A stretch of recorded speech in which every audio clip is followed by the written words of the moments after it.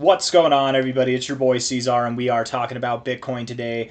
It is the 30th day of July. We've got 1 day left after today, 2 days left, I guess, including the full day of today, left in this month of July. We're sitting at about 117.7K now, 0.8K now, 22 hours, 50 minutes left in this day. Before we get started with the technical analysis and we do some chart analysis, I would like to ask anybody and everybody, if you could, to please hit the like button on this video. Subscribe if you would like to see more content like this, and, share this video with anybody that you feel needs to see it. If it stands out to you, if it sticks out to you, if it moves you, if you like it, and you want other people to see it too. It helps push the content.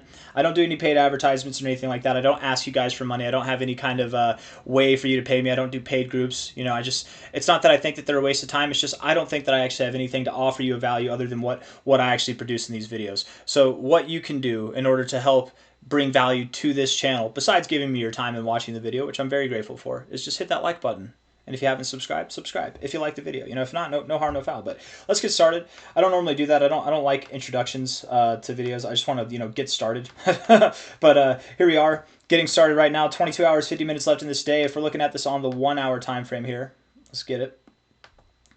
1 hour time frame. Looking at the RSI, the relative strength index here, we do have lower highs. We have higher lows, so we're consolidating a little bit. Overall, a neutral stance, but with a bearish posturing, I would say. We definitely have a bearish posturing here on the 1 hour time frame. I wouldn't be surprised. I wouldn't be surprised if we came lower from the current price, but I don't know if I would expect that we go below this low. Let's see where we are relative to the fibs here. We take a low to a high. I guess, I don't know, 0.5 to the 382. We could go to the golden ratio, down at 116.3 to 116.2K. What would that do? What would that do as far as liquidations go over the past day? There's probably a lot more shorts than longs now, right? You can see how the longs have it, but the shorts are smaller. I bet that'll shift. Yeah, because we moved down. Ooh, and there's a nice, what I've noticed, and do not take this as if you have some kind of crystal ball and you know what you're doing now, okay? Again, this alone can get you in trouble if you use it by itself for analysis. It's not really a good form of analysis, but it can help you guide where the price is going to go. If you ever notice, and there oftentimes is, on the long side, there's a big wall of liquidations. On the short side, there's a big wall of liquidations. But there's always that middle peak. So wherever that is, normally, almost always, we actually go there. Not always, but almost always, right? A good bit of the time. And this is on the 1 day time frame. I think it's good to check the 1 day and the 30 day. In this aspect on the 30 day, that peak is over here at 116.5, 116.2, which is exactly where our golden ratio is. So maybe we move up to start the day, maybe we move down to end it. I don't know. If we're looking at this on a daily time frame as well, and I'm not calling for that necessarily right now, but if we're looking at this on a daily time frame here, we have had 2 green days in a row, 3 red days in a row, 2 green days in a row, 3 red days in a row, 2 green days in a row. Maybe we have 3 red days in a row. Maybe. I don't know. That's not analysis. That's just a pattern. I guess patterns analysis bases things off of patterns, I suppose. But that's not like a solid pattern in my opinion.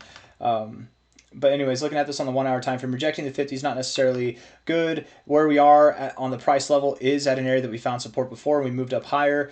Could we go to 118.6K, something like that? If we're looking at this on a 1 day time frame again on liquidations.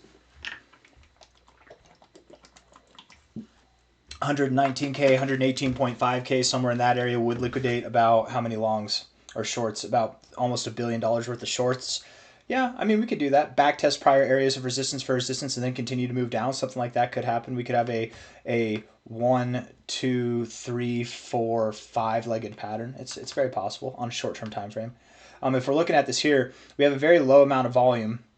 You do have a flat kind of top with ascending lows. I would guess that we move higher. I would guess that we move higher first. Now, are we moving higher and breaking out to new all-time highs? I don't know. It could be today. Today could be the day. We could very well move higher, move down, and then by the end of the day, continue to move back up. It could be a very squirrely day. And I want to point that out. Actually, I keep jumping between the 1 hour and the daily time frame, but let's go back out to the daily time frame here. The day of Wednesday has been a relatively exciting day over recent history, right? If we're looking at this, let's say, and even before this, we've noticed this for like all year. But let's do this. Just since May, the end of May there. Okay, let's take Wednesday. Wednesday here. That was a pretty big day. 2.6%. That's not crazy. That's not huge for Bitcoin, but it's a bigger day than anything that we've seen since July 10th. You know what I mean? And it's July 30th now, so in 20 days, I'm saying Wednesday here. Oh, that's not what I meant to do. I thought I clicked the cyclic lines. There we go, cyclic lines. What the heck? Why? What's going on? Why isn't it letting me do that? That's like the... Okay, and now it's doing it again. What the heck? What is going on? Okay, look, right? I'm clicking this. I'm clearly clicking this. I'm just going to do it over here. It won't let me. Whoa, that is so weird. That is so weird, you guys. Why? Why won't it let... That's a bummer. Okay, well, we don't have to have the visual display. Let me see if there's something else I can do real quick. Hold on. This little hiccup. Sometimes, you know, hiccups happen. You might hear the computer turning on a little bit more. That's so weird. Everything else works, but you can't use cyclic lines? What gives, TradingView? Why? You know what, let's refresh it. Let's try that. Let's just refresh it and see. Maybe it's just glitching out. Because that's the one indicator that would actually be helpful as far as a visual display would go. There's a reason why I'm spending so much time focusing on this, because I really do think that it would help. Wow! It just won't work. Oh, hey, there we go, finally. Okay, okay. All right. So Wednesday, right? We're starting with this Wednesday here. We'll go from Wednesday, if it loads. Man, TradingView is having a fit, isn't it? Let's see here. What the heck, man? I almost want to restart this video because this is BS for you guys watching this, but I'm too far into it to want to go back now. So we're gonna go from Wednesday to Wednesday. All right.